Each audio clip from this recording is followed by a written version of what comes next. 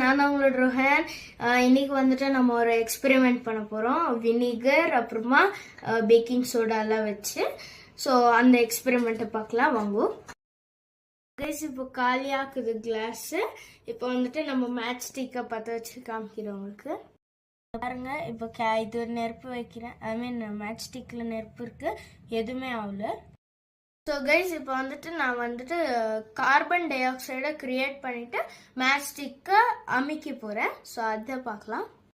So guys இது வந்துட்டு packing சோடான்னு சொல்லுவாங்க, இட்லி சோடான்னு டெக்னிக்கல் நேமில் வந்துட்டு சோடியம் பைகார்பனேட்டுன்னு இதை கொஞ்சம் எடுத்து போட்டுக்கணும். ஸோ கைஸ் இது வந்துட்டு சிந்தட்டிக் வினிகர், இது வந்துட்டு டெக்னிக்கல் நேமில் வந்துட்டு அசட்டிக் ஆசிட்னுவாங்க. ஸோ இது ரெண்டுத்தையும் மிக்ஸ் பண்ணலாம். ஒரு ஸ்பூன் பேக்கிங் சோடா நான் போட்டுக்கிறேன். ஓகே, இப்போ நான் கொஞ்சம் வினிகர் ஊற்றுறேன். வாரேவா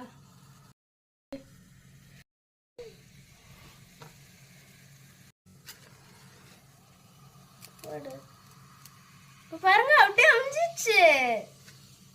ஸோ இப்போ என்னன்னா மேட்ச் ஸ்டிக் வந்துட்டு ஆக்சிஜன் இருந்தால் தான் எரியும். அப்படியே கார்பன் டை ஆக்சைடு நம்ம இருக்கிற மூச்சு வந்துச்சுன்னா ஆக்சிஜன் இல்லாதனால மேட்ச் ஸ்டிக் அமைஞ்சிடும். இவ்வளோ தான்.